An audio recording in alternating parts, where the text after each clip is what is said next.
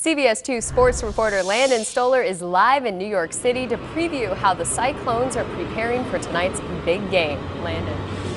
Hey Sadie, it is finally game day here in Madison Square Garden. The writing already on the wall. March Madness has arrived in New York City, and Iowa State and UConn get us going tonight with the tip in the Sweet 16 in the East region. That tip-off, of course, at just around 6:30 Iowa time. UConn has been there, done that. This is their 17th trip to the Sweet 16. They've also won the national championship just 3 years ago. But for Iowa State, it's kind of new. This whole big stage thing, they're not used to it. The Cyclones are back in the Sweet 16 for the first time since 2000. The program hasn't made it through to the Final Four in 70 years, though albeit the format was a bit different in the 40s. So I asked the guys if this is their chance to prove that Iowa State basketball is back. They say regardless of what happens, they've already won, so they've already done that. I think we've been making statements all year. I mean, we won the Big 12 tournament. Everyone seems to forget about that. We got out of a bracket that no one thought. I mean, out of the first two games that people didn't necessarily think we were going to win. We want to compete for a national championship. That's something that we've all decided to do when we came here, and to play a great team in UConn with great alumni, great history, great past, and it's going to be great. They're a great team, and this is something that we definitely want to do, but we don't want to stop at the Sweet 16. How happy were you for Justin to come home and play here? You go look at when we beat North Carolina, and you see him doing jumping jacks. This is the 3 versus 7 matchup, so Iowa State is actually a 2-point favorite. That despite the fact that it's basically a home game for Connecticut. Remember, Storrs is just a short train ride away. We'll have more on what the guys think about that coming up later at 5. Live in New York City, Landon Stolar, CBS 2 Sports. We begin tonight's team coverage of the game with CBS 2 Sports reporter Landon Stolar live in New York City tonight ahead of the big matchup. Landon. Scott, I found all the Cyclone fans, and I do have a confession to make. I sigh, and why? They're selling these t-shirts here in New York. I am standing in front of Foley's, where the line is out the door. It's kind of your official Cyclone bar here in New York for the weekend. But all these fans that have come here to New York, they're inevitably going to be outnumbered once they go to the Garden tonight. That's because UConn is just so close by. It's almost inevitable.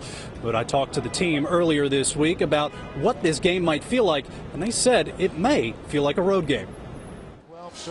The Cyclones have seen their fair share of Cardinal and gold during their run. We have been very fortunate. I mean, that game in Kansas City against Baylor, where you got 18 of the 19,000 fans in the arena, it helps. I mean, that's a factor for sure. That will change tonight in a game that almost certainly will be a pro-UConn crowd. Storrs is just a short train ride away from Madison Square Garden. They even adjusted the train schedule so more fans could make the trip. So Dustin Hogue, a New York native, said he'll counter with his family and extended family. There's a lot of UConn fans there. Growing up, there was a lot of people that was a big UConn fan. So I told them they're going to have to cancel out that crowd, and they looked at me like challenge accepted, and they're ready to take on whatever UConn fans are trying to bring. They'll bring a lot, but however blue the crowd, the Cyclones say it won't put a damper on their spirit. I feel like that just makes it a better atmosphere. It's going to be great in the Madison Square, man. And the UConn got a great supporting system, so a great fan base, and that just makes the game that much more exciting. I think our guys are mentally tough enough. We played in some very hostile environments this year, and you just got to go out and focus on the game plan and try to block everything else out. Something else Coach Hoiberg will have to block out is coaching against a good friend of his. He and UConn's head coach Kevin Ollie go way back. They were teammates in the NBA. They actually went on the same recruiting trip, coincidentally, to Arizona. Now they're both coaching at their alma maters against each other. I talked to Coach Hoiberg about that, and he said once they shake hands before the game, it is all business. Live in New York in front of the Cyclone Bar Foley's, Landon Stolar, CBS 2 Sports. Looks like a lot of fun. Thank you, Landon. Live now from outside Madison Square Garden. Landon, it's a late night for you. We appreciate you staying up. How tough was this loss for the Cyclone players?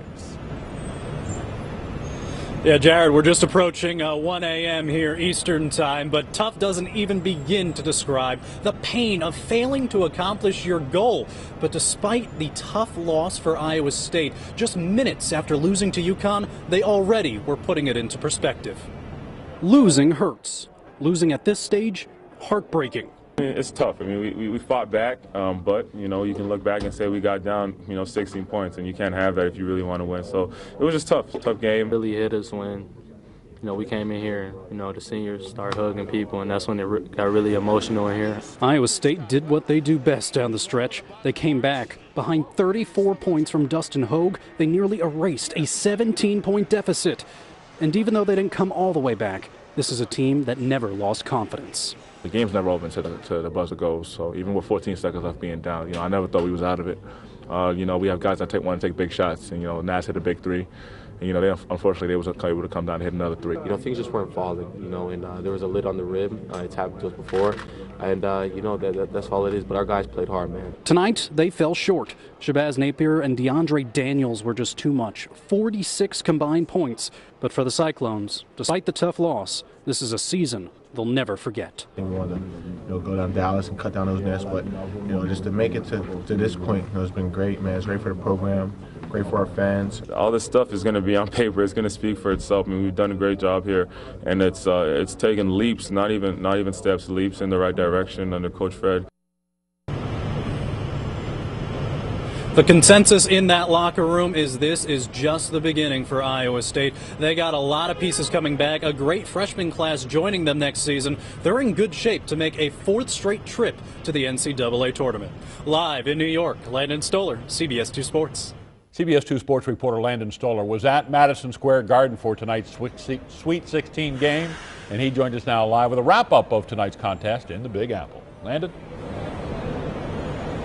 Scott, this is not how the story was supposed to end for Iowa State. They had UConn right where they wanted them, right? Down big, coming back as we've seen all season long. And despite a career night, 34 points for Dustin Hogue in his hometown, by the way, Iowa State simply could not come back. And on this stage, that is never easy.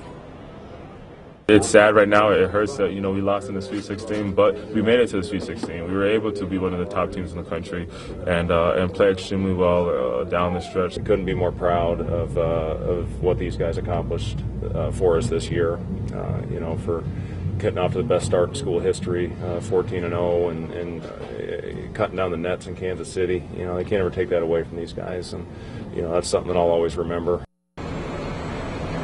67 of the 68 teams in the field, they have to end their season this way. Coming up in sports, hear more from the Cyclones and why they say that this season is already in perspective. Live in New York, Landon Stolar, CBS 2 Sports.